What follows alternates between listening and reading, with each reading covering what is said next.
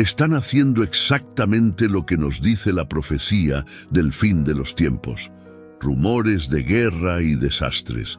Así que veamos Mateo capítulo 24, donde los discípulos le preguntaron a Jesús cuáles serían las señales de su regreso y qué deberíamos hacer si no sabemos cuándo ocurrirá. A su consulta, Jesús les dio una respuesta directa y clara. Podemos agradecer a Dios que Él respondió de manera tan sencilla.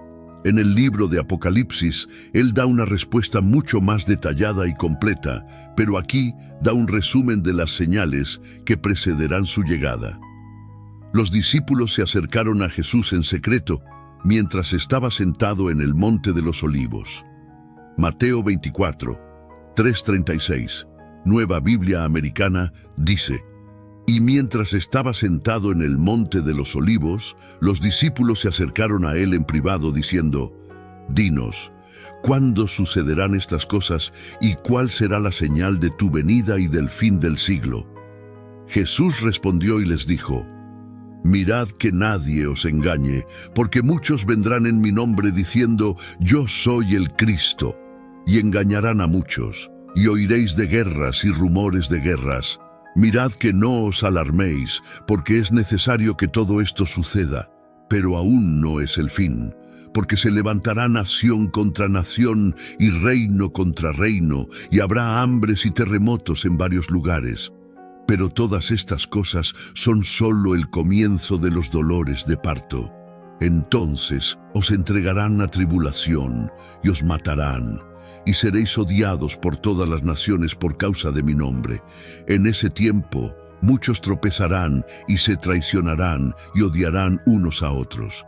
Y muchos falsos profetas se levantarán y engañarán a muchos. Y porque la maldad se multiplicará, el amor de muchos se enfriará. Pero el que persevere hasta el fin, ese será salvo. Este evangelio del reino será predicado en todo el mundo como testimonio a todas las naciones, y entonces vendrá el fin. Por lo tanto, cuando veáis la abominación desoladora de la que habló el profeta Daniel, de pie en el lugar santo, el que lee, entienda. Entonces los que estén en Judea, huyan a los montes. El que esté en la azotea, no baje a sacar nada de su casa, y el que esté en el campo, no vuelva atrás a tomar su capa. Pero ay de las mujeres que estén embarazadas y de las que estén amamantando en aquellos días. Además, orad para que vuestra huida no sea en invierno ni en día de reposo, porque entonces habrá una gran tribulación, como no ha habido desde el principio del mundo hasta ahora, ni la habrá jamás. Y si aquellos días no hubieran sido acortados, nadie se salvaría. Pero por causa de los elegidos, aquellos días serán acortados. Entonces, si alguien os dice: mirad, aquí está el Cristo, o Él está allí, no lo creáis. Porque se levantarán falsos cristos y falsos profetas, y mostrarán grandes señales y prodigios para engañar, si es posible, aún a los elegidos. Mirad, os lo he dicho de antemano, así que si os dicen: mirad, Él está en el desierto, no salgáis, o mirad, Él está en las habitaciones interiores, no lo creáis. Porque así como el relámpago sale del oriente y se muestra hasta el occidente, así será la venida del Hijo del Hombre. Donde esté el cadáver, allí se reunirán los buitres. Pero inmediatamente después de la tribulación de aquellos días, el sol se oscurecerá y la luna no dará su luz, las estrellas caerán del cielo y los poderes de los cielos serán sacudidos. Entonces aparecerá la señal del Hijo del Hombre en el cielo, y todas las tribus de la tierra llorarán y verán al Hijo del Hombre viniendo sobre las nubes del cielo con poder y gran gloria. Enviará a sus ángeles con un gran sonido de trompeta y reunirán a sus elegidos de los cuatro vientos, de un extremo del cielo al otro. Ahora aprendan la parábola de la higuera. Cuando su rama ya está tierna y brotan sus hojas, saben que el verano está cerca. Así también ustedes, cuando vean todas estas cosas, reconozcan que Él está cerca, a la puerta. En verdad les digo que esta generación no pasará hasta que todas estas cosas sucedan. El cielo y la tierra pasarán, pero mis palabras no pasarán. Pero de ese día y hora nadie sabe, ni siquiera los ángeles del cielo, ni el Hijo, sino solo el Padre. En ese pasaje Jesús dio 4 señales distintas de su venida. Una de las 4 señales ya está presente, mientras que las otras 3 no lo están. Por eso digo que estamos al comienzo de los tiempos finales. ¿Cuáles son estas 4 señales que Él nos dio? La primera son claramente los desastres en el mundo, y menciona, por ejemplo, guerras, hambres y terremotos. Estos están ciertamente ocurriendo, pero han estado sucediendo durante más de 2000 años y están volviéndose más intensos. En la primera señal hay guerras, rumores de guerras, terremotos y hambrunas. Jesús nos advierte que no seamos engañados por falsos salvadores y falsos mesías, especialmente a medida que los desastres naturales crean turbulencias. Algunos individuos han explotado estas situaciones reclamando ser salvadores solo para llevar a otros a la tragedia. A medida que los problemas aumentan, también lo hacen los falsos liberadores. Jesús nos aconseja no alarmarnos ni preocuparnos cuando escuchamos sobre nuevos conflictos, tragedias o hambrunas. Dijo algo asombroso: estos son eventos dolorosos, pero no son dolores de muerte, son dolores de parto. Así que, cuando lean sobre desastres en los medios, estos son los dolores que significan que algo nuevo está a punto de nacer. Esto debería cambiar completamente nuestra actitud. Sabemos a qué se enfrenta el mundo. No deberíamos alarmarnos ni desanimarnos por los problemas del mundo. Los desastres son como el dolor de parto en un nuevo mundo. Podemos sentir simpatía por los que sufren y deberíamos ayudarles, pero en nuestros corazones deberíamos mantenernos esperanzados. Estamos anticipando el nacimiento de un nuevo mundo, así que no deberíamos desanimarnos por los problemas del mundo. Simplemente no deberíamos entrar en pánico ni perturbarnos, sino más bien alegrarnos y ver estas señales como algo nuevo que está sucediendo. La segunda señal de su venida no está en el mundo, sino en la Iglesia. Los desastres en el mundo son la primera señal. La Iglesia, no el mundo, es la segunda señal de su venida. La primera advertencia son los desastres alrededor del mundo. La segunda son los cambios en la Iglesia. Así como dividió la primera señal en 3 partes, guerras, terremotos y hambrunas, Él divide la segunda señal en 3 partes, todas las cuales ocurren dentro de la Iglesia. La primera parte es la persecución. Seremos odiados en todas las naciones. El segundo aspecto de esta señal sería una reducción significativa en el tamaño de la Iglesia. El amor de muchos se enfriará. Cuando toda la Iglesia esté bajo presión, muchos cristianos nominales, si no todos los verdaderos cristianos, abandonarán bajo las cargas de la persecución universal. Su amor se enfriará. Un signo muy deprimente. La gran sorpresa en la tercera parte de la señal es que el Evangelio será predicado a todos los grupos. El Evangelio será proclamado, implicando que una iglesia más pequeña y purificada tendrá un mayor impacto en el planeta. Como sugirió Jesús, tengan cuidado con los falsos profetas que engañan a otros. Ellos predican paz cuando no la hay, ofreciendo solo consuelo en lugar de desafío. Hacen predicciones falsas, afirmando que todo está. Dicen que todo está bien y que el futuro es fantástico, lo que puede llevar a algunas personas a abandonar la iglesia. Jesús nos aconseja seguir adelante y no dejarnos llevar por los falsos profetas. Él nos dice que aquellos que perseveren hasta el final serán salvos. Cuando llegue el momento en que todos los aspectos de la iglesia sean despreciados por el mundo, este es el consejo de Jesús para todos los cristianos. ¿Por qué debería ser así? La respuesta es que el trigo y la cizaña crecen juntos, y cuanto más se acercan a la madurez, más tensión habrá entre ellos. Por lo tanto, es natural que los cristianos estén bajo mucha presión al final. Los cristianos son desadaptados sociales, por lo que habrá odio. Este mundo no nos pertenece. Nuestra ciudadanía está en los reinos celestiales. Somos únicos, y es por nuestra singularidad que puede surgir el odio. Como Jesús era tan diferente de todos los demás, atrajo odio hacia sí mismo. Juan 15:19 dice: «Si fueras del mundo, el mundo te amaría como suyo, pero como no eres del mundo, sino que yo te he escogido del mundo, por eso el mundo te odia». No es divertido ser despreciado. La tercera señal del fin de los tiempos es la angustia de Jerusalén, que será geográficamente limitada. Jesús cita las profecías de Daniel en este pasaje, haciendo referencia a un personaje llamado la abominación de la desolación, mencionado 3 veces por Daniel. Esto se refiere a un hombre que se establece en la ciudad de Dios, reclama ser Dios y se niega a aceptar la voluntad de cualquier otra persona por encima de la suya. La llegada de este tirano tendrá ramificaciones globales centradas en Jerusalén, el lugar santo. Jesús dijo que la cuarta señal de su venida vendrá inmediatamente después de la tercera señal, por lo que sabremos cuándo está llegando y estaremos listos.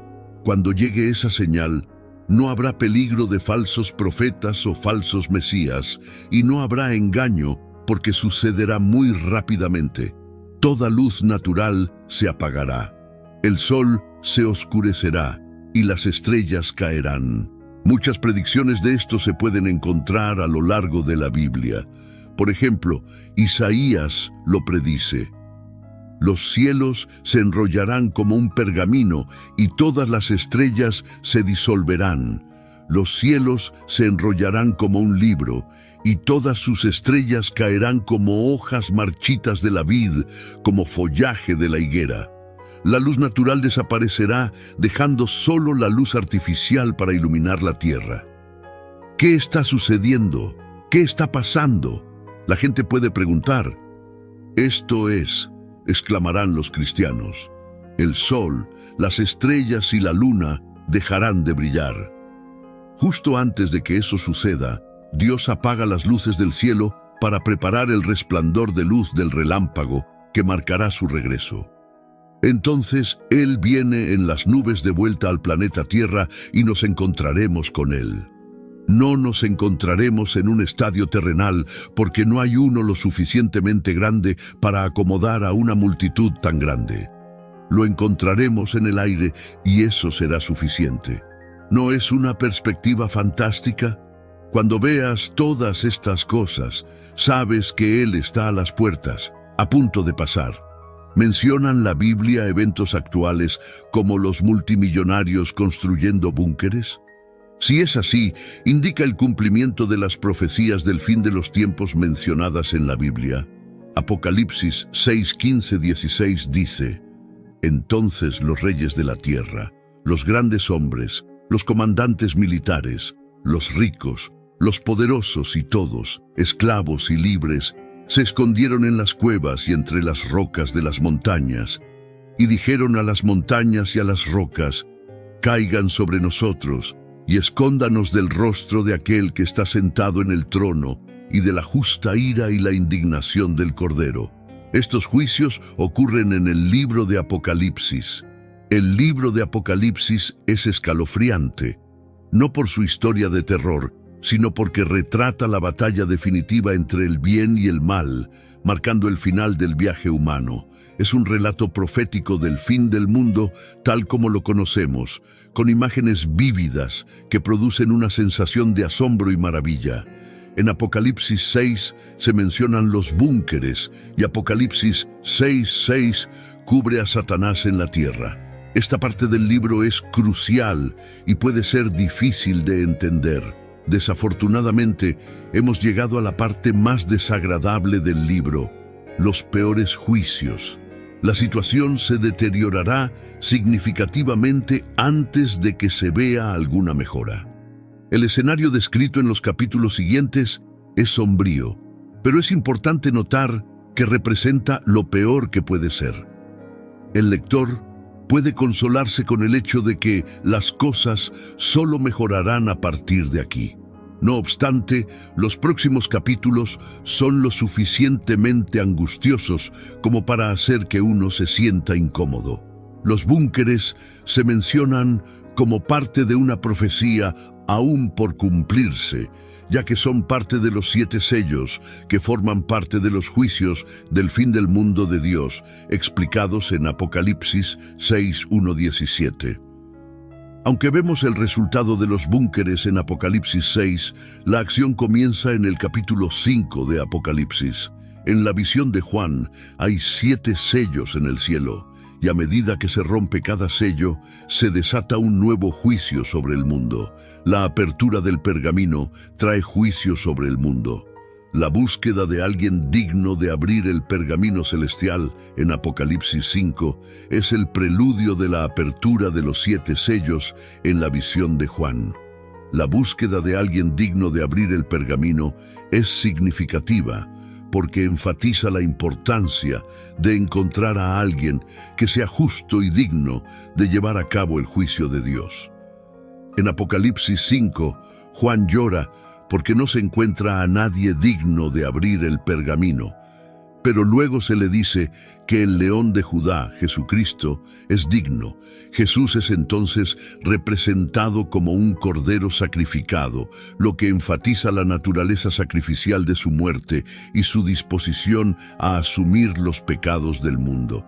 Juan escribe: «Vi en la mano derecha del que estaba sentado en el trono un pergamino con escritura por ambos lados y sellado con 7 sellos». Este pergamino incluye los juicios de Dios. Solo Jesús es juzgado digno de romper los sellos y abrir el pergamino. A medida que se abre el pergamino, el mal finalmente será juzgado y no continuará dominando la tierra.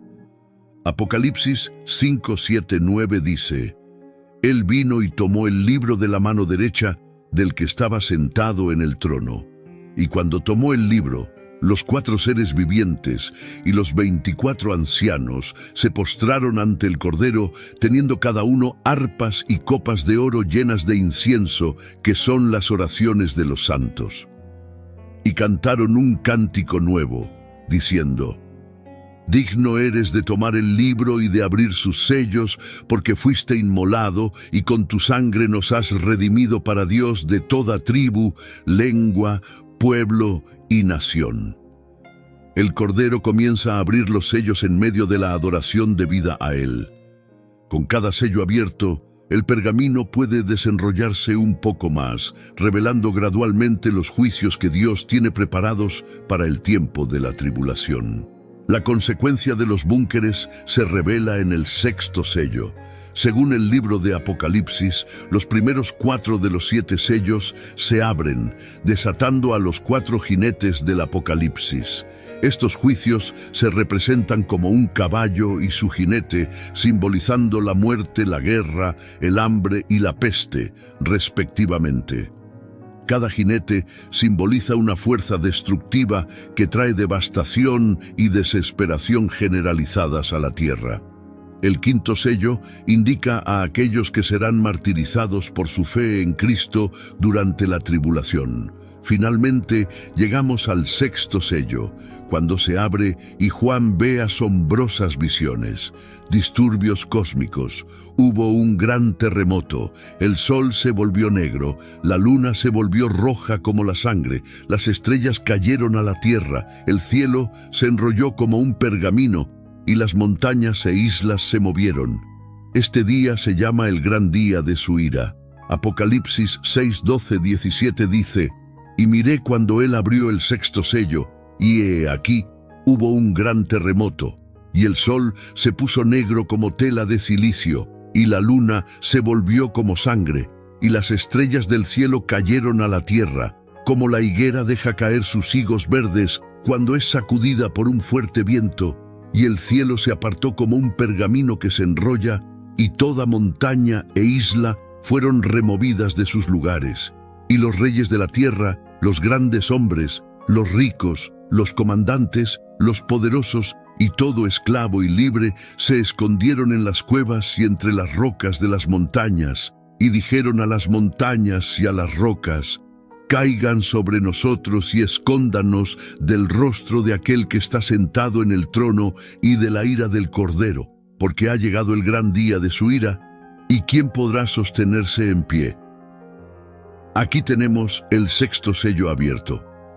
Juan describió cómo la gente reaccionó a estos terribles disturbios cósmicos, escondiéndose en cuevas e intentando refugiarse de Dios y Cristo en ese día fatídico y terrible.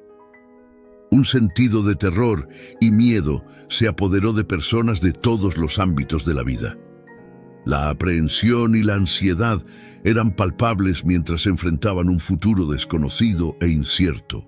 La magnitud del inminente desastre era abrumadora. Ninguna autoridad, grandeza, riqueza, valor o fuerza podría sostener a las personas en ese momento. Incluso los esclavos más pobres, que uno pensaría que no tendrían nada que perder, estaban asombrados en ese día. En ese tiempo mencionado, ninguna cantidad de autoridad, grandeza, riqueza, valor o fuerza podría proporcionar apoyo a las personas. Ningún búnker o jaula de acero se sentiría lo suficientemente segura. Incluso aquellos que se consideraban sin nada que temer estarían llenos de asombro en ese día. La situación sería tan abrumadora que desearían que todo se derrumbara. Tómate un momento para observar la escena frente a ti y nota el miedo y el asombro en los rostros de los presentes. Sus reacciones son indudablemente intensas y palpables, mostrando la seriedad de la situación. Durante tiempos de extrema dificultad, las emociones de las personas pueden volverse tan intensas que pueden sentirse llevadas al límite. El peso de sus problemas puede volverse tan insoportable que pueden sentir que no tienen otra opción más que rendirse.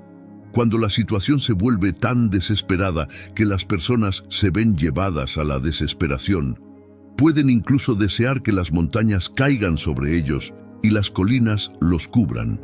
Preferirían desaparecer completamente y dejar de existir. También observa la causa de su terror, a saber, la expresión airada de aquel que está sentado en el trono y la ira del Cordero. Todas las personas son igualmente humilladas por la ira de Dios. Este juicio es especialmente profundo, ya que es la ira del Cordero, la furia del amor desinteresado que ha hecho todo lo posible por nuestra salvación. Esta ira nos asegura con absoluta certeza que el mal será finalmente destruido por Dios. En sus búnkeres dicen: escóndanos del rostro de aquel que está sentado en el trono. Las personas no se esconden solo por miedo al castigo, sino también por la misma visión del Todopoderoso que reina en los cielos. Lo que más aterroriza a los pecadores no es solo la idea de morir, sino la presencia intimidante y abrumadora de Dios mismo. La declaración enfatiza la unidad inseparable entre Cristo y Dios, sugiriendo que cualquier cosa que cause desagrado a Cristo también causa desagrado a Dios, ya que son uno y lo mismo. Esto implica que la voluntad e intención de Cristo y Dios son idénticas y comparten un único propósito divino. Aunque Dios es invisible, puede hacer que los habitantes de este mundo se den cuenta de su severo descontento. Aunque Cristo a menudo se representa como un cordero gentil, es importante recordar que Él es capaz de ira, incluso hasta el punto de la furia. La ira del Cordero es extremadamente aterradora. Si aquel que nos salva de la ira de Dios se convierte en nuestro enemigo, ¿quién intercederá por nosotros? Aquellos que caen víctimas de la ira del Redentor estarán sin esperanza. Su destino estará sellado sin posibilidad de redención. Este es el fondo de la desesperanza y la desolación. A lo largo de la historia, los individuos han tenido oportunidades y períodos de gracia para enmendar sus pecados. De manera similar, Dios también tiene su propio día de justa ira, un día en que todos los pecadores deberán enfrentar las consecuencias de sus malas acciones. Este día será tan terrible que incluso los pecadores más valientes no podrán mantenerse en pie ante Dios. Los habitantes de Judea y Jerusalén experimentaron el terror de este día durante su destrucción y también caerá sobre todos los pecadores no arrepentidos en el día del juicio final. La angustia, el miedo y la desesperación que experimentarán los pecadores en ese día serán inconmensurables. Durante tiempos de problemas, los humanos buscan refugio y seguridad donde sea que puedan encontrarlo. Es en esos momentos cuando la naturaleza efímera y temporal de la existencia humana se vuelve evidente. El trastorno en el cielo no es solo un acontecimiento ordinario, sino una advertencia de un terror mayor por venir.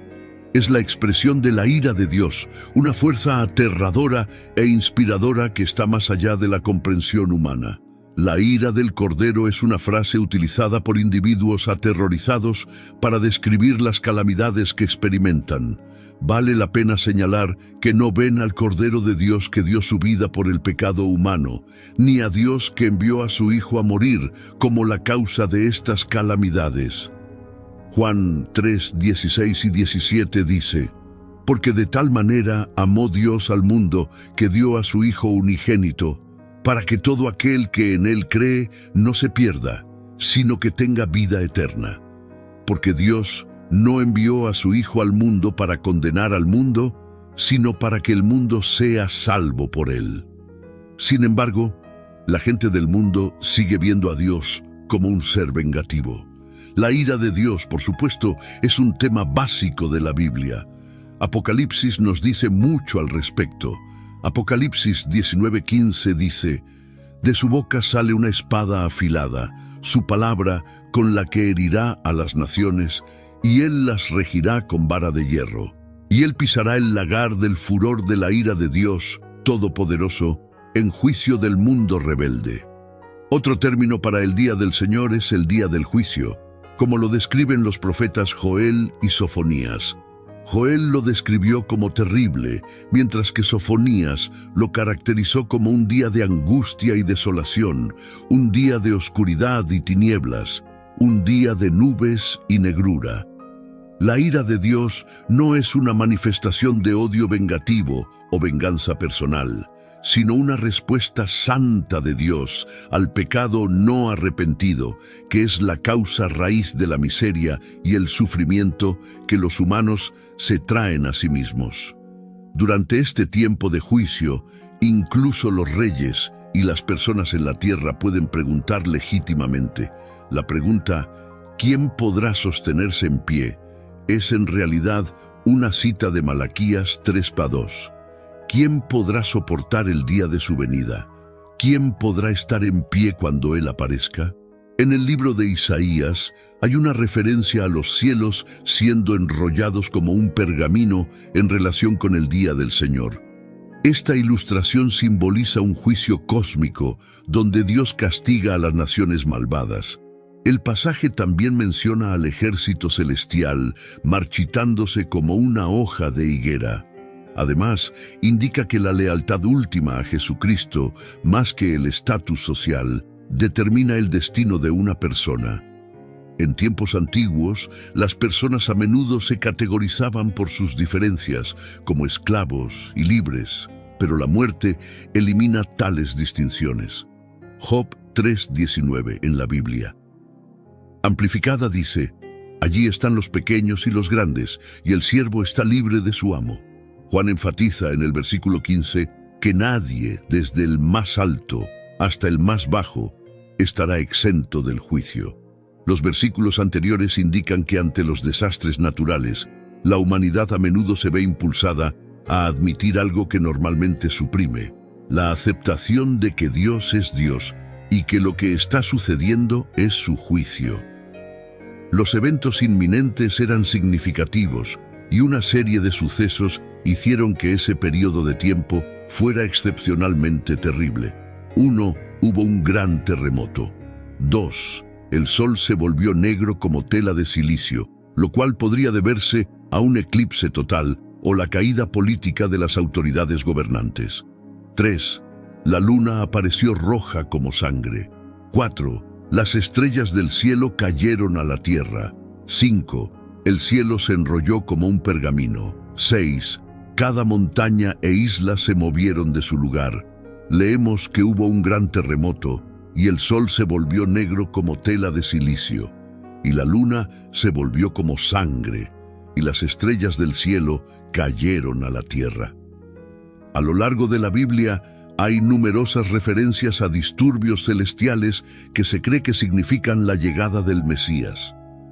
Estos eventos se mencionan en los libros proféticos de Isaías, Jeremías, Ezequiel, Joel y Sofonías, así como por Jesús mismo. Se describen con gran detalle y se cree que tienen un significado simbólico significativo respecto a la llegada del Mesías. Vemos esto en Sofonías 1, 14, 16. También vemos algo igualmente desastroso en Joel 2, 10, 11. Delante de ellos tiembla la tierra, se estremecen los cielos, el sol y la luna se oscurecen y las estrellas pierden su brillo. El Señor da su voz delante de su ejército, porque grande es su campamento, poderoso es el que ejecuta su palabra. Porque grande y terrible es el día del Señor, ¿quién podrá soportarlo? En el Antiguo Testamento, los terremotos a menudo se veían como un signo de intervención divina. Por ejemplo, cuando Dios descendió sobre el monte Sinaí, toda la montaña se sacudió violentamente. El profeta Isaías también predijo que el Señor un día sacudiría la tierra como forma de castigo. En el libro de Ageo, el Señor mismo declara que pronto sacudirá los cielos y la tierra, el mar y la tierra seca para demostrar su poder y autoridad. Esto indudablemente muestra el poder de Dios. Leemos que el sol se volvió negro como tela de silicio y la luna se volvió como sangre y las estrellas del cielo cayeron a la tierra. Es mejor considerar estas imágenes como reales, pero poéticas. Juan no utilizó un lenguaje científico preciso, sino que simplemente describió lo que vio. Las similitudes entre estos juicios y lo que Jesús dijo en Mateo 24:29 son obvias. Mateo 24:29, en la Biblia amplificada dice: inmediatamente después de la tribulación de aquellos días, el sol se oscurecerá y la luna no dará su luz y las estrellas caerán del cielo y los poderes de los cielos serán sacudidos. Este lenguaje también se refleja en el Antiguo Testamento. Isaías escribió en Isaías 2:19: los hombres se meterán en las cuevas de las rocas y en los agujeros de la tierra, lejos del terror del Señor y de la gloria de su majestad, cuando Él se levante para hacer temblar la tierra.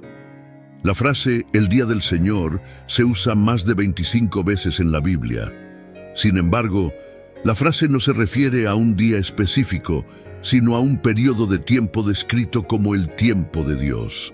Este periodo de tiempo se caracteriza por la intervención divina de Dios en los asuntos humanos, lo que resulta en el triunfo final de Dios sobre el mal.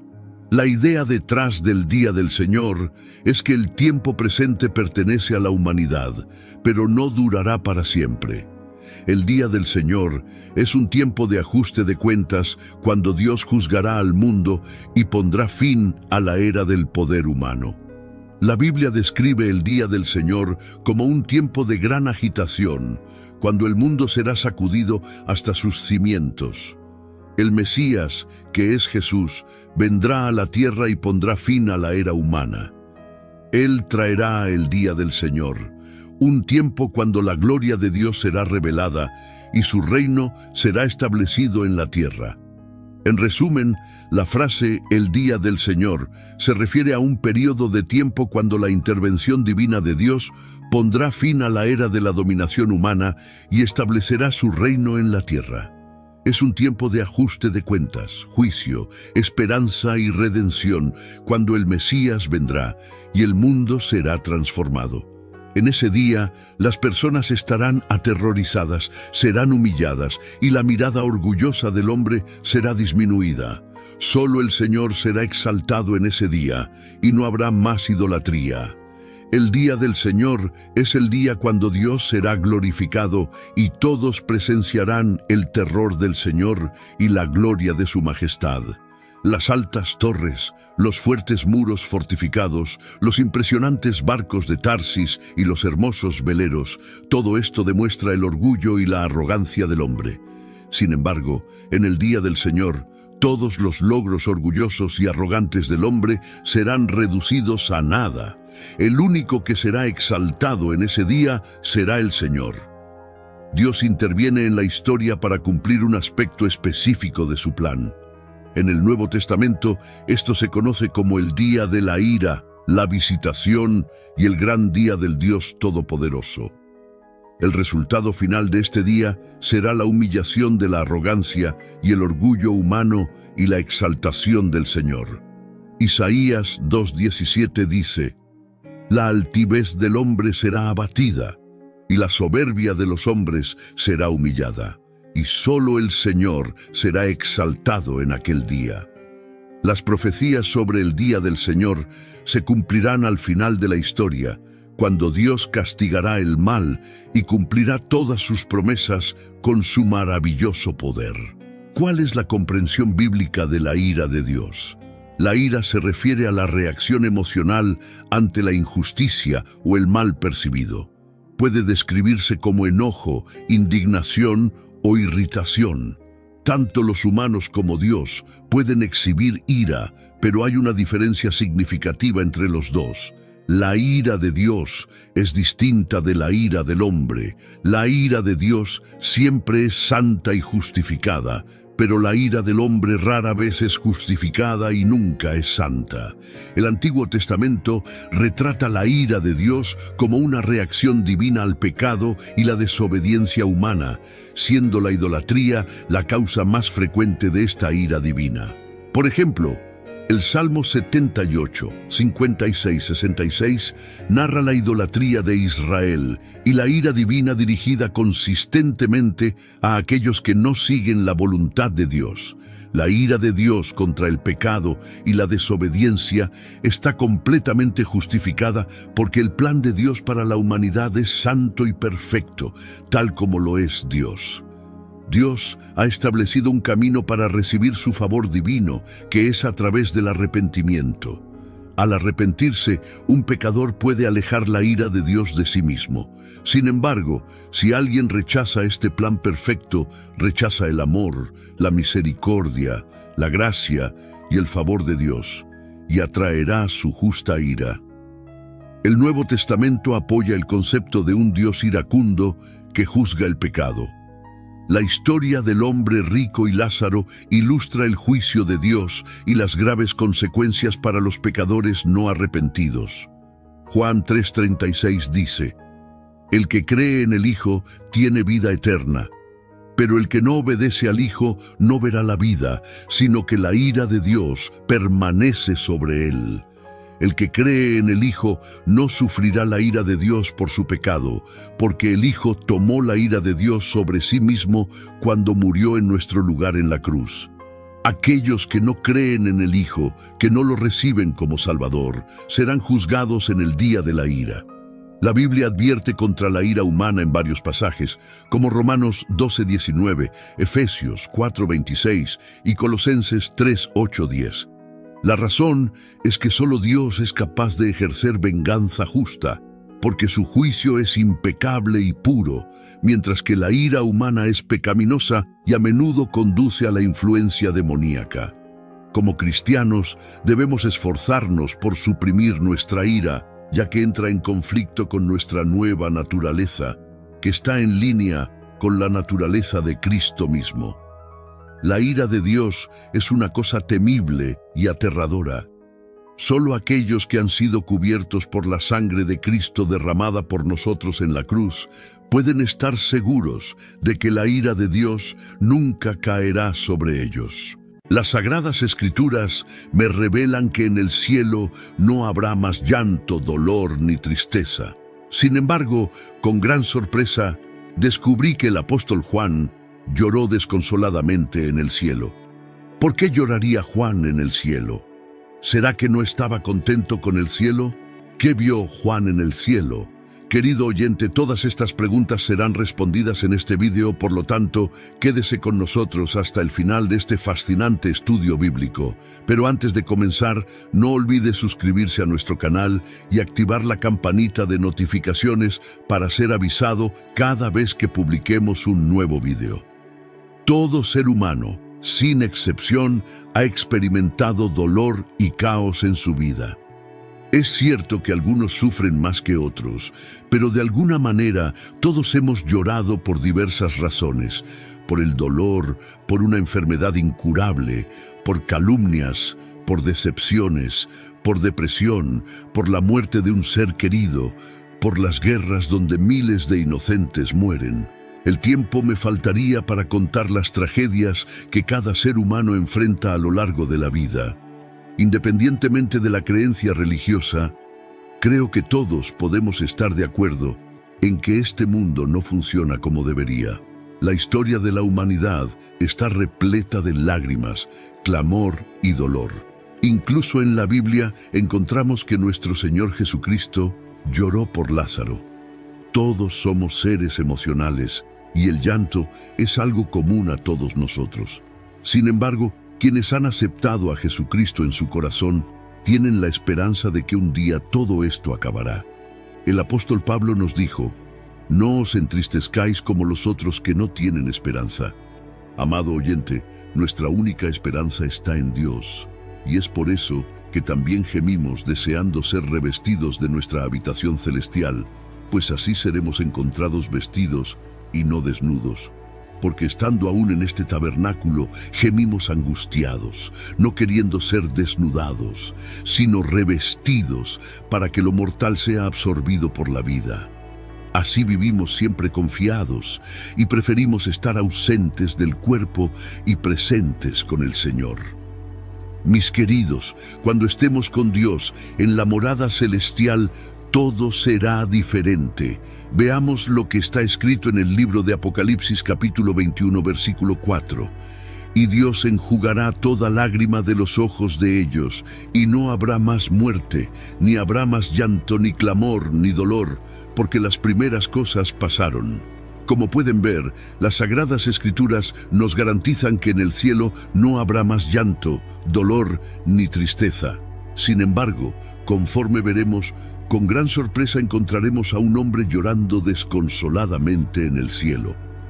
Leamos Apocalipsis, capítulo 5.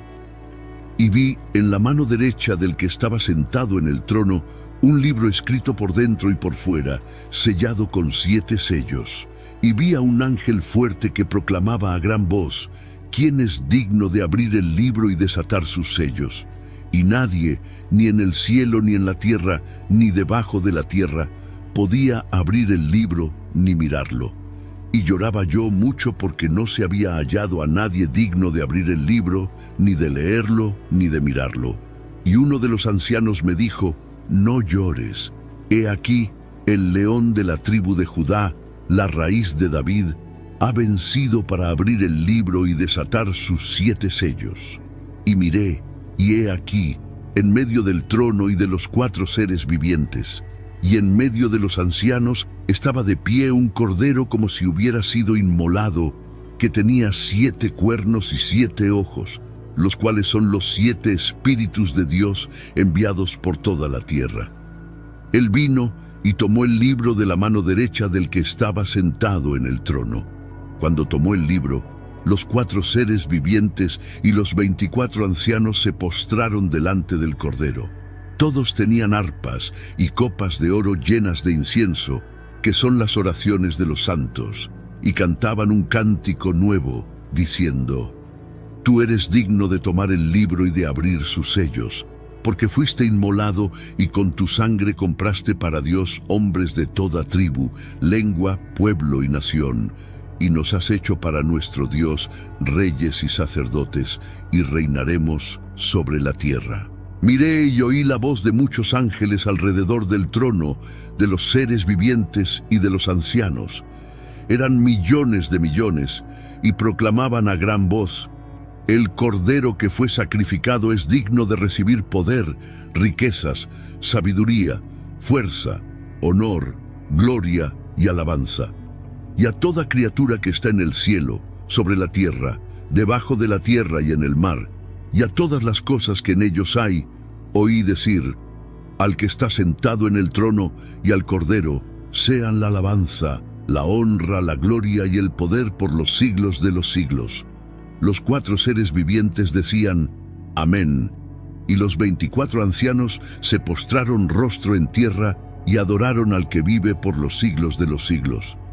Mis queridos, como vemos, el apóstol Juan estaba allí.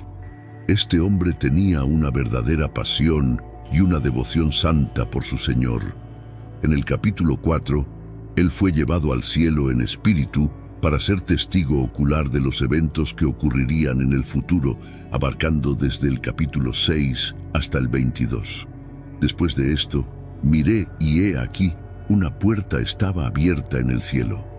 La primera voz que oí, semejante al sonido de una trompeta, me dijo: sube aquí y te mostraré las cosas que deben suceder después de estas. La voz del Señor Jesús llamó a Juan al cielo para que, desde un punto elevado, pudiera tener una visión más amplia de los eventos futuros que ocurrirían sobre este mundo. El Señor prometió mostrarle los acontecimientos futuros, destacando la inevitabilidad de los eventos que estaba a punto de ver, demostrando que ningún acto humano o fuerza diabólica podría impedir lo que estaba destinado a suceder. Pase lo que pase en la tierra, Dios tiene la última palabra. Ahora, en el capítulo 5, vemos que para conocer los eventos que ocurrirían, era necesario abrir el libro. Vi en la mano derecha del que estaba sentado en el trono un libro escrito por dentro y por fuera, sellado con 7 sellos. Esta visión es muy similar a la que tuvo el profeta Ezequiel, donde vio un rollo escrito por dentro y por fuera. Ezequiel, capítulo 2, versículos 9 y 10, dice: y miré, y he aquí una mano estaba extendida hacia mí, y en ella había un rollo de libro. Lo desenrolló delante de mí, y estaba escrito por delante y por detrás, y en él estaban escritas lamentaciones, gemidos y ayes. Mis queridos, cuando en Apocalipsis se habla del libro, se refiere a un rollo de papiro y no al libro que conocemos hoy. Estos rollos estaban hechos de la planta de papiro que crecía en los lagos poco profundos y a lo largo de los ríos de Egipto y Siria. El papiro como material fue ampliamente utilizado hasta aproximadamente el siglo I después de Cristo. En el Antiguo Oriente era común escribir en ambos lados del papiro, ya que era un material caro y se buscaba optimizar su uso.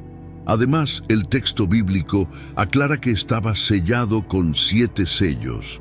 En la antigüedad, documentos legales importantes, como testamentos, eran sellados de esta manera, generalmente con impresiones hechas en barro, cera u otro material blando, evitando que personas no autorizadas accedieran a su contenido. Estos sellos solo podían ser rotos por aquellos que tenían la autoridad legal para hacerlo. El libro en la mano derecha del que está sentado en el trono estaba, por lo tanto, sellado, lo que significa que su contenido estaba oculto y representaba un misterio en ese momento. Era necesario encontrar a alguien digno de abrir el libro. Vi entonces a un ángel fuerte proclamando a gran voz: ¿quién es digno de abrir el libro y desatar sus sellos? Y nadie en el cielo, ni en la tierra, ni debajo de la tierra, podía abrir el libro, ni siquiera mirarlo. Y entonces un ángel hizo un anuncio impresionante. Con una voz poderosa se escuchó: ¿quién es digno de abrir el libro y desatar sus sellos? En ese momento hubo un llamado en el cielo a los ángeles, arcángeles, querubines y serafines para intentar abrir el libro, pero ninguno de ellos pudo ni siquiera mirarlo. Luego llamaron a Elías y le dijeron: Elías, ¿puedes abrir el libro? Y él respondió, no puedo. Después llamaron a Enoc, diciendo, tú caminaste con Dios, ¿puedes abrir el libro? Y él también dijo, no puedo. No se encontró a nadie en el cielo que pudiera abrir el libro. La búsqueda entonces se extendió a la tierra. Convocaron a los fariseos, escribas, saduceos, gnósticos y a las personas más calificadas, a los grandes hombres de la fe, para ver si alguno de ellos podía tomar el libro de la mano del ser que estaba sentado en el trono. Pero ninguno de ellos fue capaz. Finalmente, la búsqueda continuó debajo de la tierra, pero tampoco allí se encontró a nadie que pudiera abrir el libro, ni siquiera mirarlo. Amado oyente, debemos entender que ningún hombre descendiente de Adán tiene el derecho de abrir el libro y tomar el poder sobre la tierra. Adán perdió el dominio a través del pecado. Moisés, quien dio la ley, también la quebrantó, y David y su linaje fallaron. Nadie en la línea de Adán podía cumplir los requisitos, y ahora ningún ser humano o personalidad hoy en día puede hacerlo. Debemos tener claro que la creación es incapaz de realizar esta tarea. Solo alguien con las mismas características del Padre podría abrir el libro. El apóstol Juan, al ver que nadie podía tomar el libro del poder del Padre Eterno, ni siquiera mirarlo, comenzó a llorar mucho. Veamos lo que dice el relato bíblico. Y yo lloraba mucho, porque no se había hallado a nadie digno de abrir el libro, ni de leerlo, ni de mirarlo. Queridos, no olvidemos que el apóstol Juan fue llevado al cielo en espíritu para ser testigo ocular de las cosas que acontecerían en el futuro. Y si eso no sucediera, su misión quedaría incompleta. Él tenía una enorme responsabilidad de cumplir la misión, así como todos nosotros. La pregunta es para todos nosotros, estimados oyentes. ¿Estamos cumpliendo nuestra misión? ¿Estamos haciendo lo que Dios nos mandó a hacer? Hay millones de vidas perdidas en el pecado que necesitan escuchar sobre el amor de Dios. Es hora de que nos levantemos y hagamos resplandecer la luz de nuestro Señor Jesucristo en la vida de esas personas. El apóstol Juan lloró profundamente, su llanto era justificado, su desesperación ante la incapacidad de encontrar a alguien digno de confianza para dirigir los destinos del mundo era desolador. Juan había visto el poder del pecado en el mundo y temía porque no veía a nadie digno de abrir el libro y derrotar el pecado para siempre. La idea de que nadie en el cielo pudiera abrir el libro parecía dejar a la humanidad desamparada ante el destino. El apóstol Juan estaba muy afligido, tenía una verdadera pasión, sentía una devoción santa por su Señor y una curiosidad por todo lo que estaba sucediendo. Él estaba dispuesto a ver y oír todo lo que Jesucristo quería que él viera, y ahora Juan se encontraba participando de este drama. No debemos olvidar que la iglesia del primer siglo estaba siendo perseguida por judíos y gentiles, especialmente por el Imperio Romano. Entonces, las preguntas de Juan probablemente eran: ¿continuará la tierra en pecado y tristeza? No había futuro ni esperanza para la tierra y sus habitantes. No había alguien competente y capaz de gobernar la tierra. Ahora, una reflexión personal. La teoría de la evolución, en mi opinión, es la filosofía más pesimista que alguien puede abrazar. Si fueron necesarios tantos millones de años para llegar a donde estamos hoy, ¿cuál es la esperanza para el futuro? Nadie parece tener una solución para este problema. Los políticos prometen paz en nuestra época, así como la Iglesia y otras organizaciones religiosas creen que pueden resolver los problemas del mundo. Amado oyente, necesito que entienda que no hay nadie calificado para abrir este libro y asumir el control de esta tierra. Aquí estoy yo, Juan, llorando desconsoladamente por este motivo. No tenía la respuesta, pero ahora veremos a alguien que de hecho puede abrir el libro con total autoridad. Leamos lo que dice el relato bíblico y uno de los ancianos me dijo: «No llores, he aquí, el león de la tribu de Judá, la raíz de David, ha vencido para abrir el libro y desatar sus 7 sellos».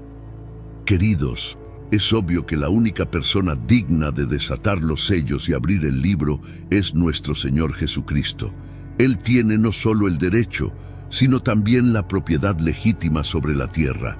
Él no solo me redimió a mí y a usted por su sacrificio, sino que también redimió la propia tierra con ese acto. El anciano me presentó a Jesús como el león de la tribu de Judá, un título que remite a la profecía hecha por el patriarca Jacob, que podemos leer en Génesis capítulo 49, versículos 9 y 10. Judá es un leoncillo. De la presa subiste, hijo mío. Se agacha, se tiende como león, y como leona, ¿quién lo despertará? El cetro no se apartará de Judá, ni el bastón de mando de entre sus pies, hasta que venga Silo, y a él obedecerán los pueblos. El león es un símbolo de autoridad y realeza, un título exclusivo de Jesús. En segundo lugar, el anciano me presentó a Jesús como la raíz de David, ese título también. ¿Podrías compartir más sobre cómo planeas utilizar estos relatos bíblicos en tu contenido? Esto me ayudará a brindarte un mejor apoyo en futuras revisiones. Este título remite a una profecía del Antiguo Testamento. Dios prometió al rey David que su trono sería eterno, como leemos en el segundo libro de Samuel, capítulo 7, versículos 12 a 16. Cuando tus días se cumplan y descanses con tus padres, levantaré después de ti a uno de tus descendientes que procederá de ti y estableceré su reino.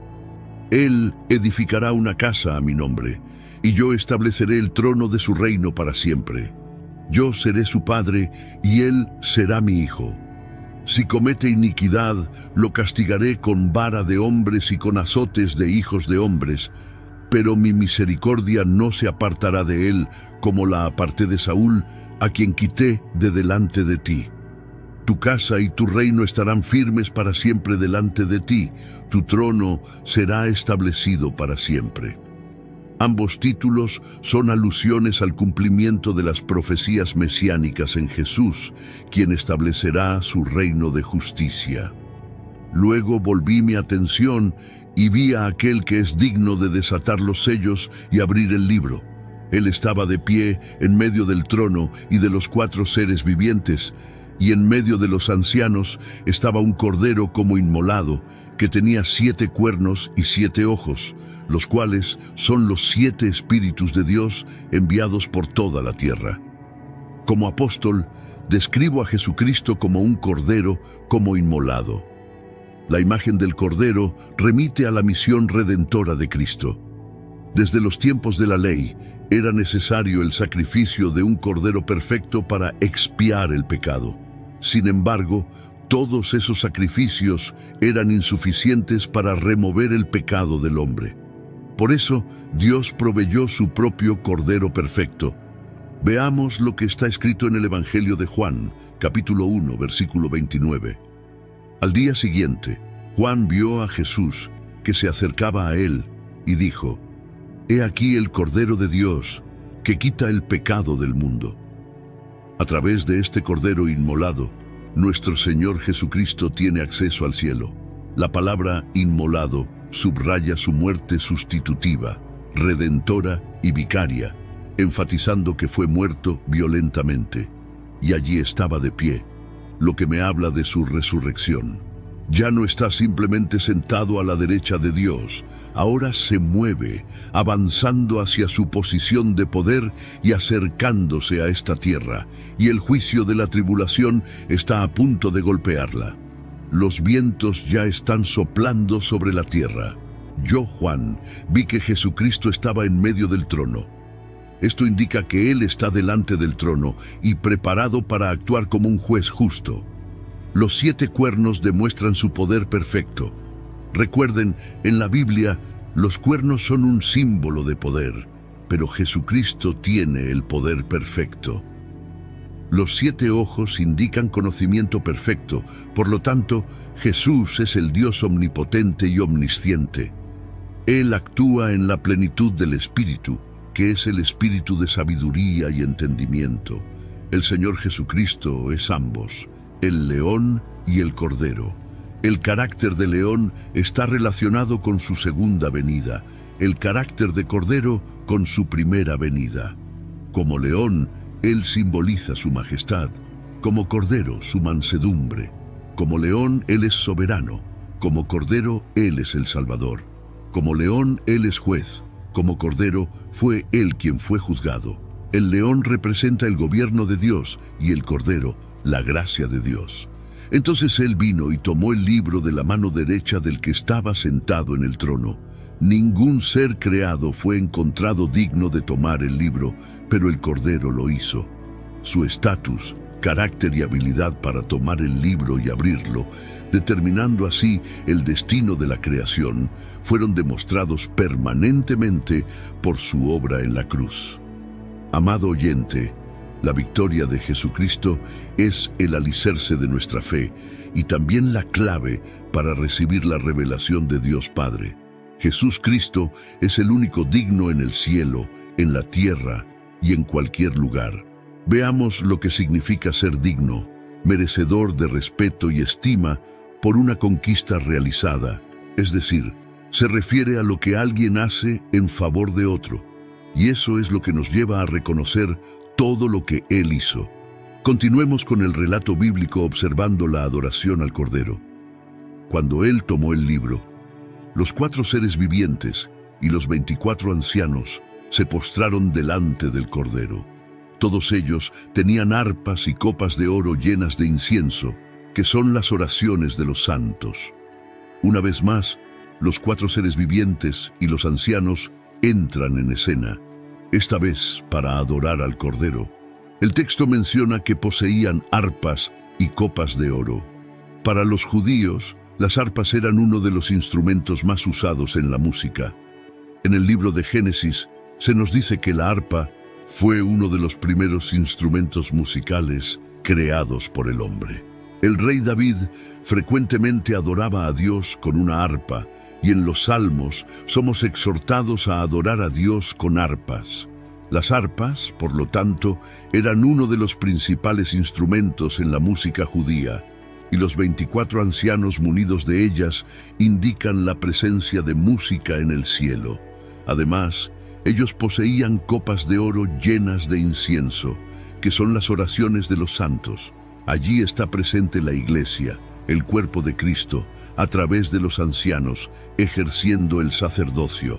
Ellos cantaban un cántico nuevo diciendo: «Digno eres de tomar el libro y de abrir sus sellos, porque fuiste inmolado y con tu sangre nos redimiste para Dios de toda linaje, lengua, pueblo y nación, y nos hiciste para nuestro Dios reyes y sacerdotes, y reinaremos sobre la tierra. En el cielo cantaremos alabanzas a aquel que nos amó hasta la muerte, y no hay amor mayor que ese». Ahora, este nuevo cántico que se menciona es un cántico de redención. Antiguamente, el cántico era de creación. En el libro de Job, los hijos de Dios cantaban porque Él era el creador. En esa época, realmente no conocían nada sobre el profundo, incondicional y eterno amor de Dios. Pero ahora nosotros podemos cantar sobre este amor. Tenemos un Salvador que nos ama y se entregó por nosotros. La palabra digno revela que Él ahora llena todo el horizonte de alabanza y adoración. Eso es lo que significa adorar, devolver la dignidad a quien la merece. Toda la dignidad pertenece a Él, y Él es el único digno de alabanza. Todos en el cielo cantan sobre su sacrificio y su sangre derramada por amor. Continuando con el relato bíblico, miré y oí la voz de muchos ángeles alrededor del trono, de los seres vivientes y de los ancianos. Eran millones y millones, diciendo en alta voz que el Cordero que fue inmolado es digno de tomar el poder, las riquezas, la sabiduría, la fuerza, la honra, la gloria y la alabanza. Expandí mi visión y percibí una multitud incontable, millones de millones, todas las inteligencias creadas por Dios alabándole en gran júbilo. En Mateo capítulo 5, versículo 4 está escrito: Bienaventurados los que lloran, porque ellos serán consolados. El apóstol Juan fue consolado y cumplió su misión. El único digno de desatar los sellos se presentó como el león de la tribu de Judá, la raíz de David, el cordero que fue inmolado, nuestro Señor Jesús, que es Dios, y tiene la autoridad para abrir el libro que está en la mano derecha del Padre. Ahora tenemos la adoración universal del Salvador y soberano de todo el universo. Continuando con el relato bíblico, y a toda criatura que está en el cielo, sobre la tierra, debajo de la tierra y en el mar, y a todas las cosas que en ellos hay, oí decir: al que está sentado en el trono y al Cordero, sea la alabanza, la honra, la gloria y el poder por los siglos de los siglos. Los 4 seres vivientes decían: Amén. Y los 24 ancianos se postraron sobre sus rostros y adoraron al que vive por los siglos de los siglos. Toda criatura de Dios se une en este acto de adoración universal. En el cielo y en la tierra, hasta los animales de la tierra y los peces del mar se unen a esta inmensa y sonora alabanza, y todas las criaturas vivientes añaden su amén. La iglesia aquí se inclina y se prostra en una adoración y alabanza sonora y reverente. Creo, amigo oyente, que una manera apropiada de concluir nuestro programa de hoy sería cantando este gran coro de aleluya. Al llegar al fin de esta escena tan emocionante y magnífica en el cielo, vemos que toda la alabanza, honra y adoración deben ser dirigidas al Señor Jesucristo, pues Él es el único digno. Amados, Jesucristo, estando en la condición de hombre, se humilló a sí mismo, haciéndose obediente hasta la muerte, y muerte de cruz. Por eso Dios también lo exaltó soberanamente, y le dio un nombre que está sobre todo nombre, para que en el nombre de Jesús se doble toda rodilla de los que están en los cielos, en la tierra y debajo de la tierra, y toda lengua confiese que Jesucristo es el Señor, para gloria de Dios Padre.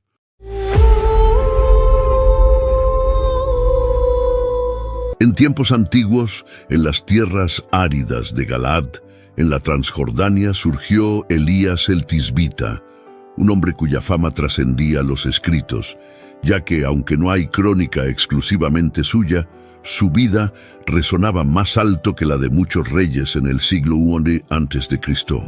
Elías emergió como un faro de verdad en el reino del norte, sobre las sombras de los reinados de Acab y Arias. Su figura, tan central en las profecías judías, llevaba a muchos a cuestionar la propia identidad de Juan Bautista, preguntándose si él sería el propio Elías reencarnado. La relevancia de Elías en el plan divino era indiscutible, preanunciada en Malaquías 4:5. He aquí, yo os enviaré el profeta Elías antes que venga el día grande y temible de Jehová. Esta profecía resonaba en el corazón de todos, esperando el regreso de este mensajero de Dios. Su legado no se limitó al pasado. Su presencia en el monte de la Transfiguración, junto a Moisés y al Señor Jesús discutiendo el sacrificio redentor, marcaba la eternidad de su misión. La misteriosa origen de Elías solo reforzaba su figura enigmática. Aunque la Biblia afirma que provino de Galaad, poco se sabe sobre su familia o sus raíces, lo que aumentaba la curiosidad sobre este profeta. Elías no era solo un hombre de palabras, su resistencia física era notable. La Biblia relata en 1 Reyes 17:1 sus palabras desafiantes a Acab, anunciando una gran sequía por su palabra. Su acto de correr delante de la carroza de Acab desde el Monte Carmelo hasta Jezreel evidencia su vigorosa condición física. Su jornada estuvo marcada por actos poderosos e intervenciones divinas. Después de enfrentarse a Acab, Dios lo guió al arroyo de Kerit, donde fue milagrosamente sustentado por cuervos. Con el arroyo seco, la orden divina lo llevó a Sarepta en Sidón, donde una viuda lo acogió, según lo profetizado en Lucas 4:26. Allí, Elías demostró el poder de Dios, proporcionando milagrosamente alimento continuo. Lucas 17:8-10. Encontramos una parábola que refleja la humildad y el deber del siervo, resonando la jornada de Elías, quien, a pesar de ser un gran profeta, siempre se mantuvo como un siervo fiel a Dios. La historia de Elías nos lleva por un camino lleno de fe y milagros, desde los valles de Galaad hasta los confines de Samaria y Galilea, trayendo lecciones eternas de obediencia y confianza en el Señor. En una aldea, mientras Elías continuaba su jornada, ocurrió un encuentro sorprendente con 10 hombres leprosos excluidos y desesperados que clamaron por misericordia a Jesús, implorando por curación. Jesús, al verlos, les instruyó presentarse a los sacerdotes, un acto de fe que resultó en su purificación. Entre los sanados, un samaritano, reconociendo el milagro, regresó glorificando a Dios y agradeciendo a Jesús, evidenciando la universalidad de la gracia divina. Al llegar a Sarepta, Elías encontró a una viuda enfrentando la escasez. Sus últimos recursos de harina y aceite estaban casi agotados.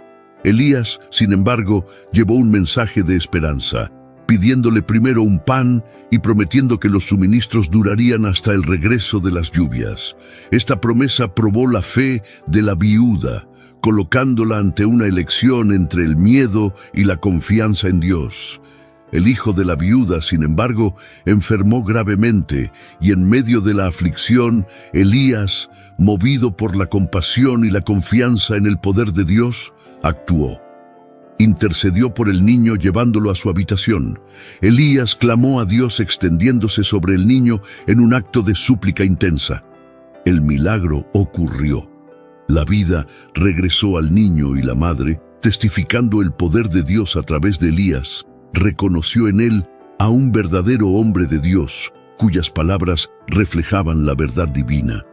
Este acto reafirmó la misión de Elías y demostró la misericordia de Dios incluso en las circunstancias más dolorosas. La fe de la viuda fue restaurada y el milagro sirvió como testimonio de la presencia y poder de Dios. En el Monte Carmelo, Elías enfrentaría otro desafío. La tierra estaba asolada por la sequía y Dios instruyó a Elías a presentarse ante Acab, prometiendo enviar lluvia sobre la tierra. Este momento preparaba el escenario para uno de los enfrentamientos más dramáticos entre la verdadera fe y la idolatría. Al mismo tiempo, Acab enfrentaba una gran hambruna en Samaria. Obadías, un devoto seguidor del Señor, desempeñaba un papel crucial protegiendo a los profetas de Dios del asesinato ordenado por Jezabel. Elías, sabiendo de los riesgos, se dirigió valientemente para cumplir la orden divina. La narrativa de Elías nos lleva por un camino lleno de fe y desafíos.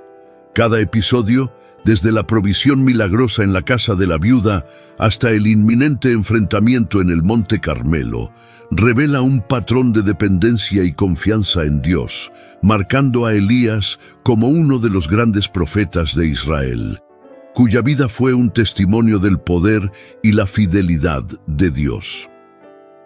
Mientras la tierra sufría bajo la severa sequía, Acab y Obadías, en un intento desesperado de salvar lo que quedaba de sus rebaños, dividieron las tierras en busca de pasto.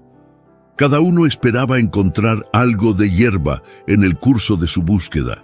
Obadías se encontró inesperadamente con Elías, reconociendo al profeta y expresando su temor. Sabía de los esfuerzos de Acab para encontrar a Elías y temía las consecuencias de anunciar la presencia del profeta. Obadías, un hombre de fe desde la juventud, reveló a Elías cómo había protegido a los profetas del Señor, arriesgando su vida ante la ira de Jezabel. Su lealtad a Dios era inquebrantable, pero el miedo a represalias por parte de Acab era palpable. Sin embargo, Elías aseguró a Obadías que se presentaría ante Acab. Esta promesa representaba más que un encuentro, era un enfrentamiento de fe, un preludio para un desafío mayor que estaba por venir en el Monte Carmelo. Obadías, obedeciendo a Elías, fue al encuentro de Acab y anunció la presencia del profeta. Acab, al encontrar a Elías, lo confrontó acusándolo de ser la causa de los problemas de Israel. Elías refutó con firmeza, señalando que la verdadera causa de los males del país era la idolatría y la desobediencia a Dios.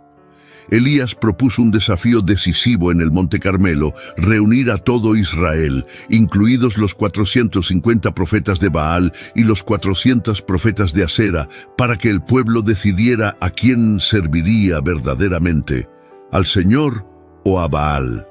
En el Monte Carmelo, ante una multitud dividida en su fe, Elías confrontó al pueblo con una elección clara: seguir al Señor o de Baal.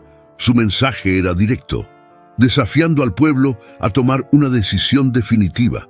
La prueba sería simple pero poderosa. Se prepararían 2 becerros, uno para los profetas de Baal y otro para Elías. Pero solo el verdadero Dios respondería con fuego del cielo. El pueblo, al darse cuenta de la seriedad del desafío, aceptó la prueba. Elías instruyó a los profetas de Baal a elegir y preparar su becerro, invocando a sus dioses para encender el fuego. Este momento era crucial, no solo una prueba de la fuerza divina, sino un enfrentamiento entre la verdadera fe y las prácticas idólatras que habían corrompido a Israel. Los profetas de Baal, desesperados, clamaron a su Dios desde el amanecer hasta el mediodía, pero sus oraciones quedaron sin respuesta. En medio del silencio, recurrieron a rituales extremos, marcando sus cuerpos con cortes en la esperanza de una manifestación divina. Elías, al observar la inutilidad de sus esfuerzos, los provocó sugiriendo que Baal podría estar ocupado o distante. El desespero de los profetas de Baal creció, pero ni sus voces elevadas ni sus rituales de autoflagelación evocaron respuesta alguna.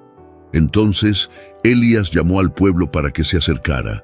Ante todos, reconstruyó el altar del Señor, que estaba roto y olvidado, utilizando 12 piedras que representaban las 12 tribus de Israel. Elías reafirmó la unidad y la herencia espiritual del pueblo. Preparó su sacrificio con cuidado, colocando la leña y el becerro cortado.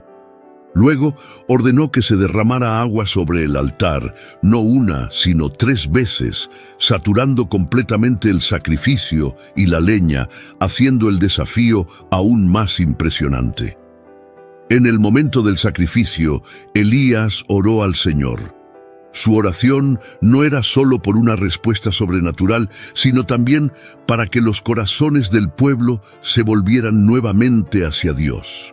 Entonces, el fuego del Señor descendió, consumiendo el holocausto, la leña, las piedras e incluso el agua en la zanja. Ante este milagro, el pueblo, en reverencia, reconoció la soberanía del Señor, exclamando al unísono: «¡El Señor, Él es Dios!». En un acto de justicia divina, Elías ordenó que los profetas de Baal fueran llevados al arroyo Quizón, donde fueron ejecutados. Este acto simbolizaba la erradicación de la idolatría y la restauración del compromiso de Israel con el Señor. Después del triunfo en el Monte Carmelo, Elías anunció a Acab la llegada de la lluvia. Mientras Acab se retiraba, Elías subió a la cumbre del Carmelo. Humildemente se postró en oración, esperando la señal de la lluvia prometida. Después de 7 intentos de su siervo de avistar alguna señal en el cielo, finalmente apareció una pequeña nube. Este pequeño signo preludiaba el cambio esperado, la lluvia que rompería la larga sequía. Pronto, el cielo se llenó de nubes y una fuerte lluvia cayó sobre la tierra, un signo tangible de la misericordia y el poder de Dios. Sin embargo, la victoria de Elías en el Carmelo tuvo consecuencias. Jezabel, furiosa por la derrota de sus profetas, amenazó a Elías, obligándolo a huir para salvar su vida. Desalentado y temeroso, Elías emprendió una fuga solitaria hacia Berseba en Judá, dejando atrás a su siervo. Exhausto y desesperado, Elías se refugió en el desierto, expresando su deseo de morir, sintiéndose incapaz de continuar. En ese momento de vulnerabilidad, Elías reveló su humanidad, compartiendo los mismos sentimientos de desespero y limitación que todos enfrentamos en algún momento. En el desierto, exhausto y desesperanzado, Elías encontró refugio bajo la sombra de una retama. En su momento de mayor vulnerabilidad, un ángel del Señor lo visitó, trayendo sustento y consuelo. El pan horneado en las brasas y la jarra de agua no solo eran provisiones físicas, sino también un signo de la continua presencia y cuidado de Dios. En la segunda visita, el ángel alentó a Elías a alimentarse para la jornada que tenía por delante. Con la fuerza de esta comida celestial, Elías viajó durante 40 días y 40 noches hasta llegar al monte Horeb, el monte de Dios, un lugar de encuentros divinos y revelaciones. Jezabel, enfurecida por la derrota de los profetas de Baal, juró venganza contra Elías. Mientras tanto, el profeta, cargando el peso de la misión y la persecución, encontró refugio en una cueva en el monte Horeb. Este refugio se convirtió en el escenario de una profunda experiencia espiritual y autoconocimiento. En la cueva, Dios cuestionó a Elías sobre su presencia allí. Elías expresó su celo por el Señor, pero también su sentimiento de aislamiento y desespero. Esta honestidad frente a Dios reflejaba la profundidad de su fe y la gravedad de la situación en Israel. Dios manifestó su presencia no a través de fenómenos grandiosos como el viento fuerte, el terremoto o el fuego, sino a través de una voz suave y delicada. Esta manifestación suave pero poderosa fue un recordatorio de que Dios no se encuentra solo en los actos espectaculares, sino también en los momentos tranquilos y sutiles. Al escuchar esa voz suave, Elías cubrió su rostro con el manto en reverencia y salió de la cueva. La voz de Dios lo cuestionó nuevamente, y Elías repitió su declaración de celo. Dios le dio nuevas instrucciones, marcando un nuevo capítulo en su jornada profética. Dios orientó a Elías a regresar al desierto de Damasco y ungir a Hazael como rey de Siria, Jehú como rey de Israel y Eliseo como su sucesor profético. Este acto simbolizaba no solo la continuidad de la misión de Elías, sino también el plan divino en marcha para Israel. Dios también reveló a Elías que había un remanente fiel en Israel, 7,000 personas, que no se habían doblado ante Baal. Esta revelación fue una fuente de consuelo y esperanza para Elías, recordándole que no estaba solo en su lucha por la fidelidad a Dios. En el monte Sinaí, Elías fue transformado por la revelación de Dios. Recibió no solo instrucciones específicas, sino también la garantía de que la misión de Dios continuaría más allá de su vida. Con esta nueva perspectiva, Elías partió para cumplir las órdenes divinas. Su primera tarea fue encontrar a Eliseo, hijo de Safat, que estaba arando el campo. Al arrojar su manto sobre Eliseo, Elías señalizó la transferencia del llamado profético. Eliseo, reconociendo la gravedad de ese momento, dejó sus quehaceres para seguir a Elías, marcando el inicio de una nueva era profética en Israel. Después de ser llamado por Elías, Eliseo demostró un profundo respeto por sus raíces y origen. Pidió permiso para despedirse de sus padres, un gesto que simbolizaba tanto la gratitud como la transición hacia su nueva vida como profeta. Elías, comprendiendo la profundidad de ese momento, lo permitió. Que Eliseo siguiera su corazón, realizó un gesto simbólico de despedida al sacrificar los bueyes con los que araba y compartir la carne con la gente, marcando así el fin de su antigua vida y el inicio de su jornada como siervo de Dios. La visita de Elías a Eliseo no fue solo un encuentro casual, sino un momento de transformación. Al aceptar el manto de Elías, Eliseo se comprometió a seguir un camino de dedicación y servicio al Señor, una decisión que daría forma al resto de su vida. Mientras tanto, Eliseo viajó a Damasco, donde Ben-Hadad, el rey de Siria, estaba gravemente enfermo. El rey, ansioso por conocer el desenlace de su enfermedad, envió a Hazael con regalos para Eliseo, buscando una palabra del Señor. Este encuentro entre Eliseo y Hazael estaba lleno de significado profundo y consecuencias futuras para Siria e Israel. Al encontrarse con Hazael, Eliseo transmitió un mensaje ambiguo. Ben-Hadad se recuperaría de la enfermedad, pero eventualmente moriría.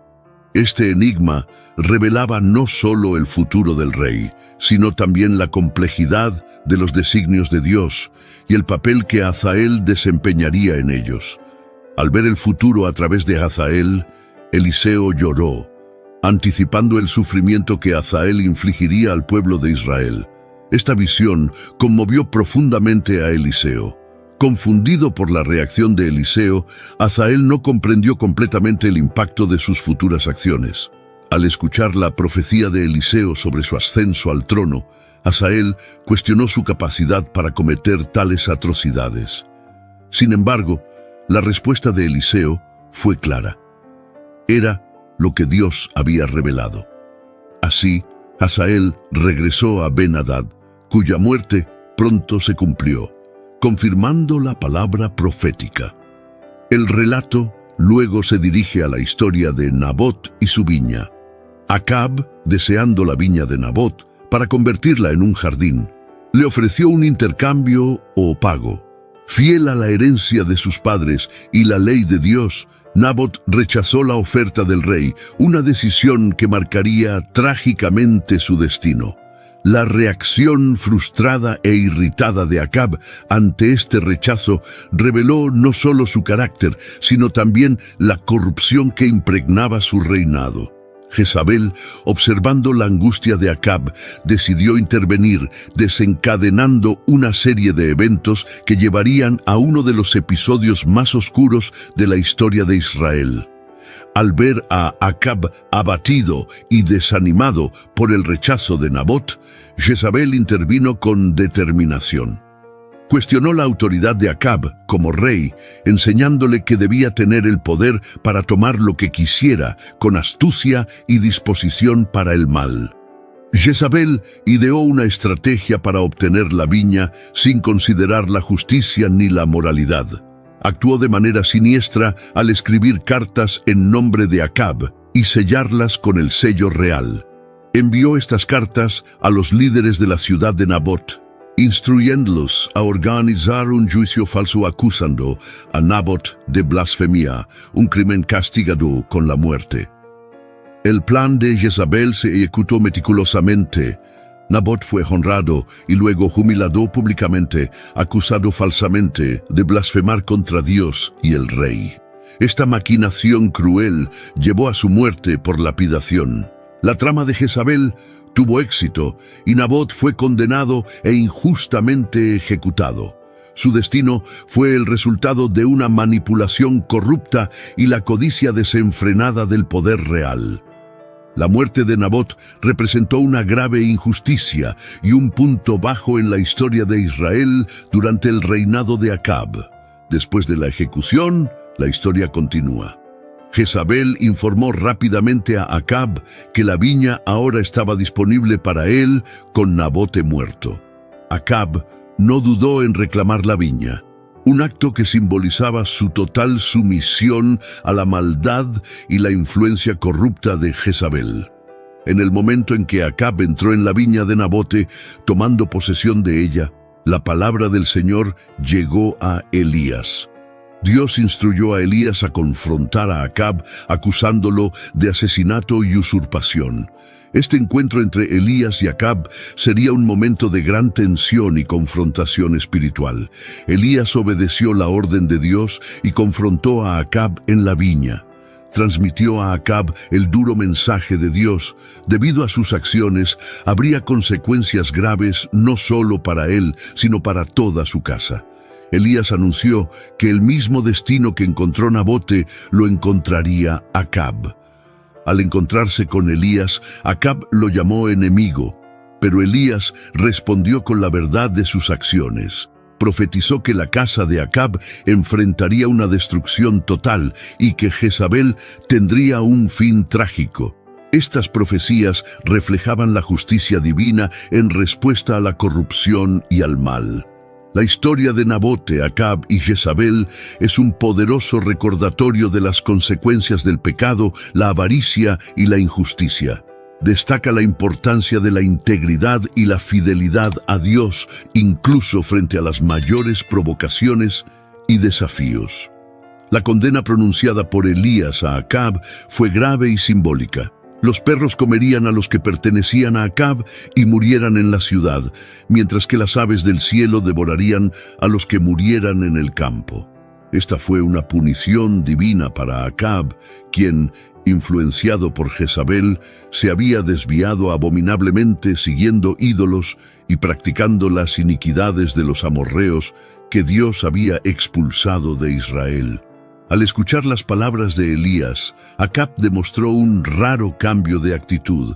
Rasgó sus ropas y se vistió de saco, un símbolo de luto y arrepentimiento. Este cambio de comportamiento mostraba que incluso en los momentos más oscuros, había espacio para el arrepentimiento. A pesar de esto, Acab persistió y envió otro capitán con 50 hombres para enfrentar el mismo destino. Estos eventos resaltan el poder de Dios y la autoridad de sus profetas, incluso ante la oposición de los reyes. Ante la insistencia del rey Acab, un tercer capitán con 50 hombres fue enviado para arrestar a Elías. Sin embargo, a diferencia de los anteriores, este capitán, consciente del poder divino que Elías poseía, se acercó con humildad y respeto. Se arrodilló ante el profeta, implorando por la vida de él y de sus hombres, reconociendo el poder de Dios manifestado a través de Elías. El ángel del Señor, al ver la postura humilde y respetuosa del capitán, instruyó a Elías a bajar con él sin miedo. Este momento demostró que la humildad y el reconocimiento del poder de Dios pueden cambiar el curso de los acontecimientos, incluso en situaciones de confrontación y tensión. La historia de la codicia de Acab por la viña de Nabote y la manipulación de Jezabel para obtenerla retrata un escenario de injusticia y corrupción. El encuentro de Acab con Elías en la viña es un poderoso recordatorio de que la justicia divina prevalece sobre las maquinaciones humanas. La respuesta de Dios al arrepentimiento de Acab fue un aplazamiento del mal que estaba destinado a caer sobre su casa. Esta situación subraya la misericordia de Dios y su disposición a responder al arrepentimiento genuino. Después de la muerte de Acab, su hijo Ocosías se convirtió en rey. Herido, buscó la orientación de Baal-zebub, el dios de Ecrón, ignorando al Dios de Israel. Elías fue instruido por un ángel a confrontar a los mensajeros del rey, cuestionando su decisión de buscar consejo en dioses paganos. Elías transmitió el mensaje de Dios a los mensajeros. Ocosías no se recuperaría de su enfermedad, sino que moriría. Esta predicción fue un juicio directo sobre la falta de fe del rey y su búsqueda de orientación fuera del Señor. Cuando los mensajeros regresaron a Ocosías con el mensaje de Elías, el rey preguntó sobre la identidad del hombre que les había hablado. Al escuchar la descripción, Ocosías reconoció que era Elías el tisbita. En un intento de confrontar a Elías, Ocosías envió a un capitán con 50 hombres, pero Elías, firme en su posición como profeta de Dios, pronunció un juicio divino. Si realmente era un hombre de Dios, el fuego descendería del cielo y consumiría al capitán y a sus hombres. Elías acompañó al capitán hasta Ocosías y allí reafirmó el mensaje divino. Ocosías no se recuperaría porque había buscado consejo en dioses paganos, ignorando al Dios de Israel. Ocosías, sin un heredero, murió según la palabra del Señor pronunciada por Elías, y Jeroboam ascendió al trono. El reinado de Ocosías, marcado por la idolatría y la desobediencia a Dios, dejó un legado de advertencia. Sus acciones y el trágico desenlace de su reinado fueron registrados en los anales de la historia de Israel y Judá, sirviendo como un recordatorio sombrío de las consecuencias del alejamiento de Dios. La historia de Ocosías es un ejemplo claro de cómo las elecciones de los líderes pueden impactar no solo sus propias vidas, sino también el destino de todo un pueblo. Su muerte marcó el final de un período turbulento en Israel, abriendo paso a una nueva era bajo el reinado de Jeroboam. La narrativa de Elías y Ocosías nos recuerda una verdad profunda. Un discípulo no es mayor que su maestro, ni un siervo mayor que su señor. Las acciones de Ocosías, al buscar consejo en dioses falsos, reflejan los errores de su padre Acab, demostrando un patrón de desobediencia y rebeldía que se repitió a lo largo de su reinado. El enfrentamiento entre Elías y los mensajeros de Ocosías destaca la autoridad y el poder de los verdaderos profetas de Dios. Elías, enfrentándose a las fuerzas del rey, permaneció firme en su misión de proclamar la palabra del Señor. Su postura ante los desafíos y peligros refleja su total confianza y fe en el Señor. Sus acciones, aunque a veces severas, estaban alineadas con la justicia divina y demostraban la seriedad con la que Dios ve la idolatría y la desobediencia. En el capítulo final de la jornada terrenal de Elías, él y Eliseo viajaron juntos desde Gilgal.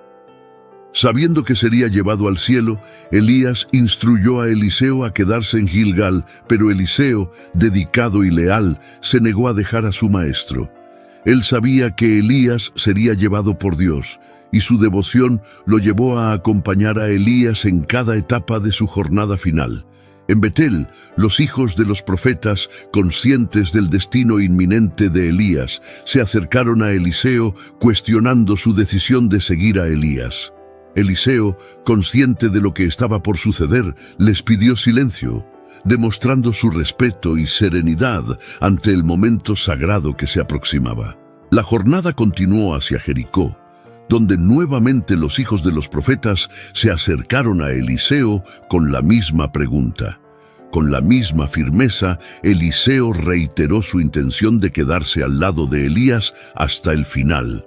Cuando llegaron al Jordán, Elías realizó un milagro al golpear las aguas con su manto, dividiendo el río y permitiendo que ambos cruzaran en tierra seca. Este acto fue un poderoso símbolo del poder de Dios actuando a través de Elías. En la orilla opuesta del Jordán, Elías le preguntó a Eliseo qué deseaba antes de ser llevado al cielo.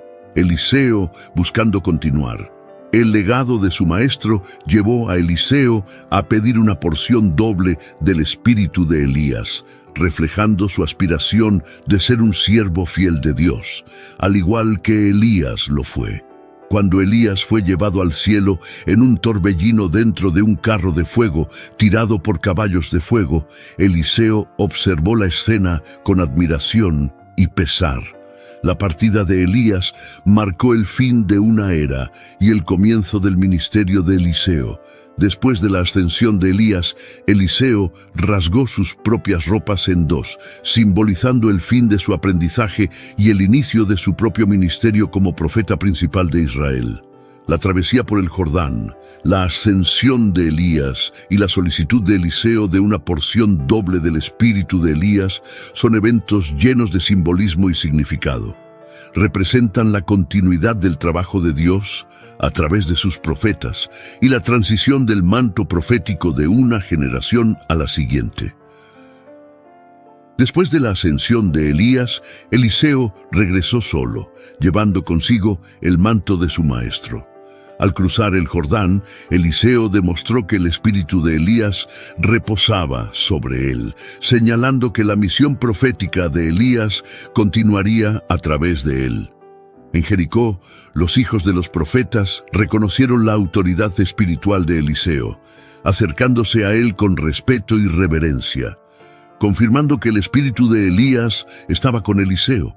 A pesar del reconocimiento de Eliseo como sucesor de Elías, los hijos de los profetas buscaron a Elías, y aunque Eliseo conocía el destino de su maestro, finalmente cedió a su solicitud. Sin embargo, la búsqueda fue infructuosa, confirmando la ascensión de Elías al cielo.